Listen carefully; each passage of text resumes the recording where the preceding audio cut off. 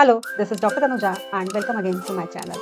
Question है cosec x, sec x, tan x, cot x इनकी values कैसे change होंगी जब एंगल चेंज होगा, क्योंकि ये सारे फंक्शंस डिपेंड करते हैं कॉस एक्स और साइन एक्स की वैल्यूज पर। तो आइए चलिए ढूंढते हैं इनके आंसर्स। हमने कोऑर्डिनेट एक्सिस ले लिए है और सर्कल ले लिए है और इस सर्कल पे पॉइंट्स ले लिए हैं ए बी सी डी और ए पॉइंट के कोऑर्डिनेट डिस्टेंसेस है 1 एंड 0। क्यों? क्योंकि इस सर्कल का रेडियस हमने 1 यूनिट ले लिया है।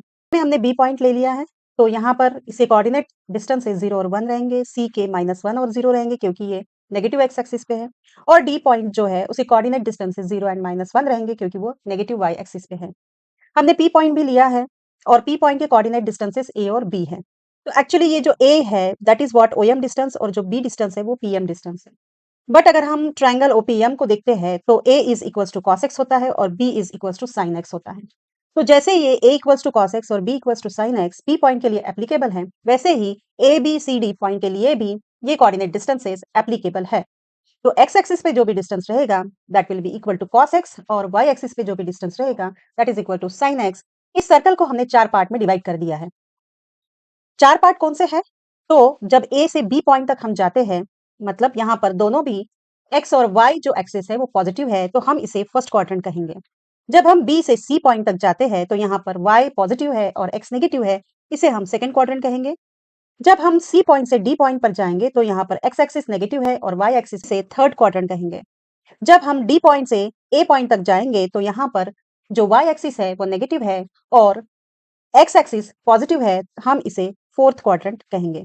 अब चलिए देखते हैं first, second, third and fourth quadrant में इन कॉस एंड साइन फंक्शंस की वैल्यूज कैसे चेंज होगी जब एंगल की वैल्यूज चेंज होगी। जब हम A पॉइंट से B पॉइंट पर जा रहे हैं तब एंगल कैसे चेंज हो रहा है? A पॉइंट पे 0 डिग्री से एंगल चेंज हो रहा है अप टू π/2 तक, मतलब कि 90 डिग्री तक।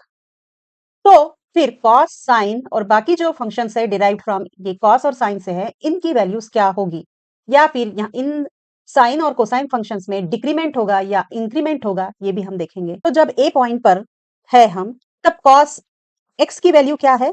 कॉस एक्स की वैल्यू 1 है। तो यहाँ पर ये जो 1 है, तो ए पॉइंट के कोऑर्डिनेट एक्सिस जो ए पॉइंट के कोऑर्डिनेट डिस्टेंसेस जो है वो 1 एंड 0 है। इसका मतलब cos x इक्वल्स टू 1 है और sin x इक्वल टू 0 है। नाउ जब हम ए से बी पॉइंट पर जा रहे हैं, ओके, तो cos x की वैल्यू 0 है और sin x की वैल्यू 1। तो हम जब ए पॉइंट से बी पॉइंट तक आ रहे हैं तो cos x क्या हो रहा है? cos x जो है वो डिक्रीज हो रहा है 1 से 0 तक, और sin x क्या हो रहा है? sin x बढ़ रहा है 0 से 1। Okay, so there is a decrement in cos function value and there is a increment in the sin function value. Now what is cosec x के साथ क्या होगा?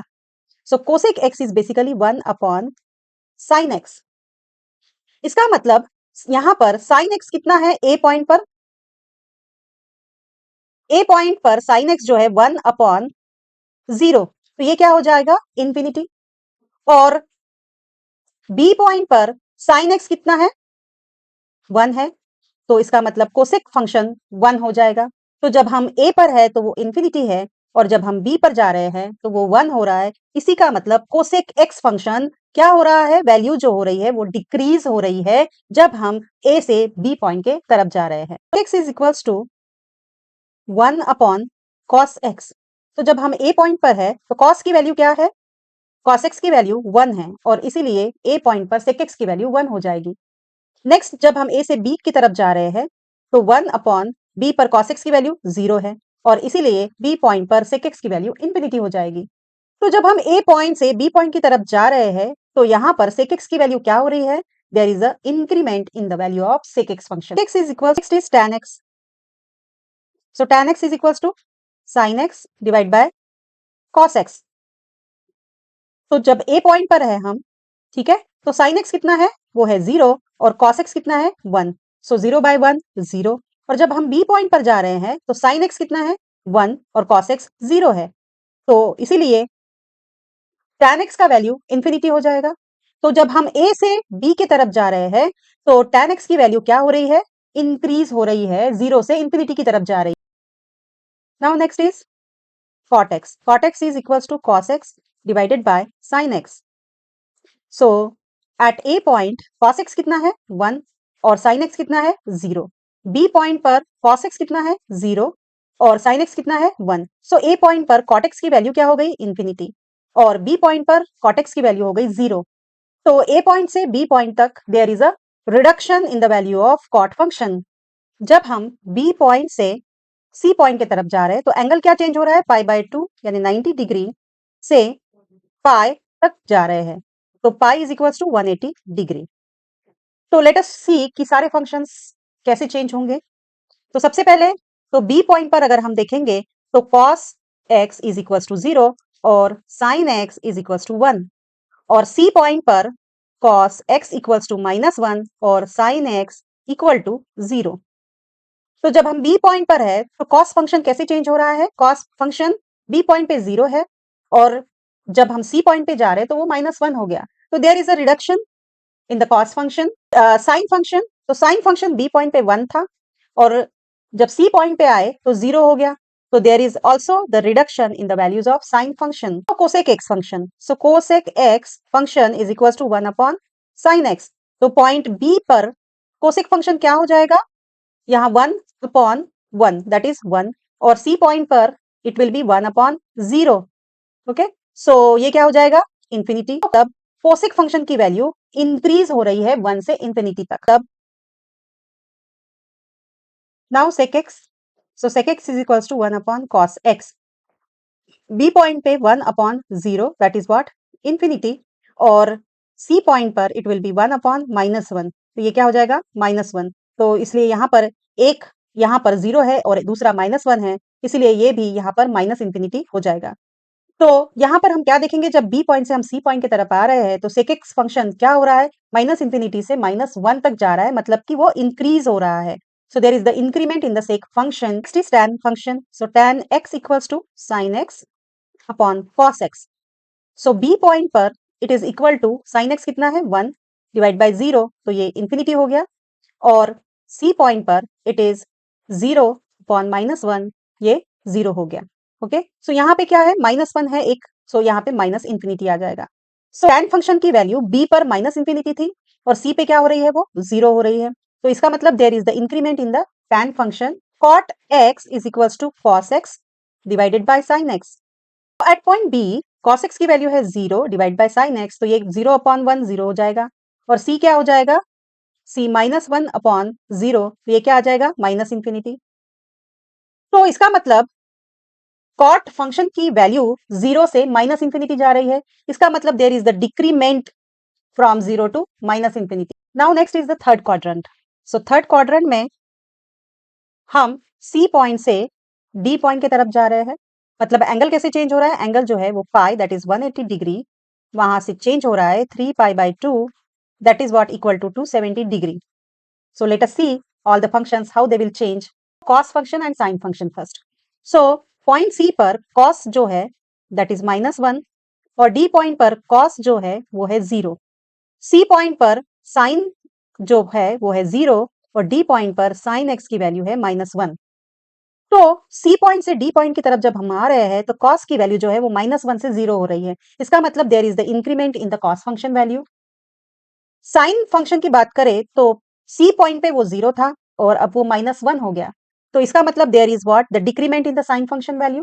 Now the cosec function so cosec x is equals to 1 upon sin x। So at c point 1 upon 0 that is infinity and at d point it is 1 upon -1 तो ये -1 हो गया और as यहाँ पे एक माइनस है तो ये भी माइनस इंफिनिटी हो जाएगा।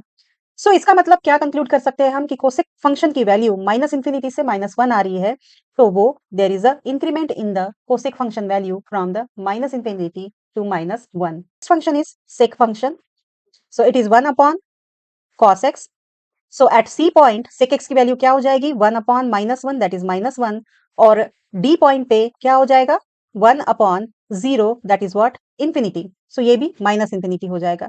सो कहां से कहां जा रही है वैल्यू sec x की -1 से माइनस इंफिनिटी जा रही है मतलब there is the reduction in the value of sec function from -1 to minus infinity. tan function so tan x equal to sin x divide by cos x।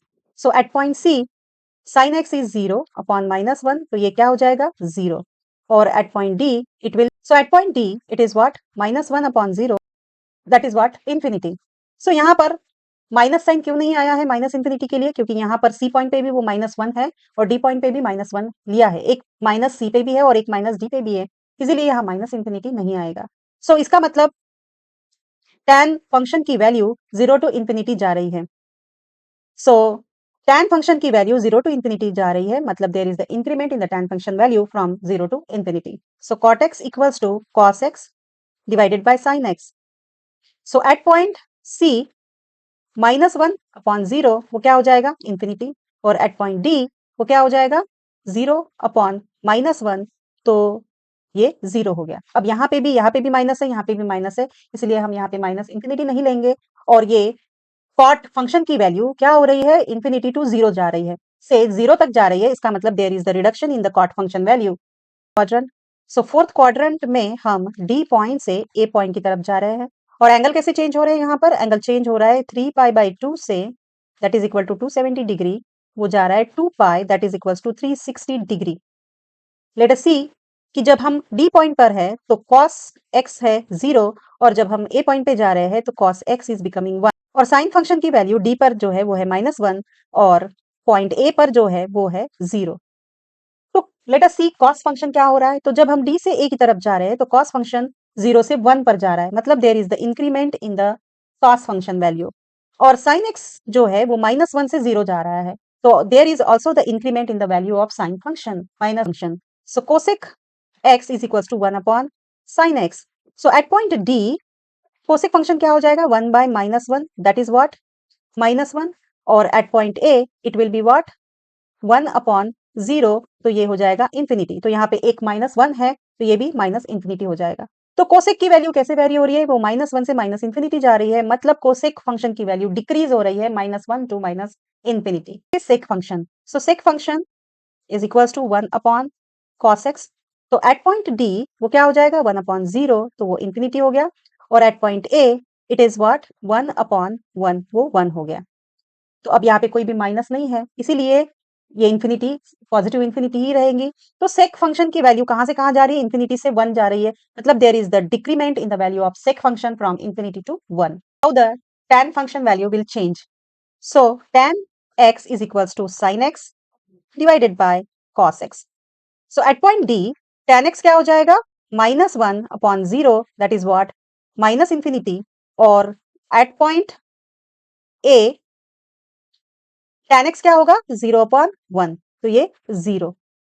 सो यहाँ पे tan function की value minus infinity to 0 जा रही है, ठीक है, तो minus infinity to 0 जा रही है, इसका मतलब there is the increment in the value of tan function from minus infinity to 0। cot x function values will change. So we know cot x is equals to cos x divided by sin x. So let us see at point D, this cot x will become 0 upon -1, तो ये क्या हो गया 0, और at point A ये क्या हो जाएगा 1 अपॉन 0, तो ये इन्फिनिटी। अब यहाँ पे एक माइनस साइन है, तो इसीलिए माइनस इन्फिनिटी आएगा। तो कॉट फंक्शन की वैल्यू जो है वो 0 से माइनस इन्फिनिटी गई है, इसका मतलब there is the decrement in the value of cot function from 0 to minus infinity.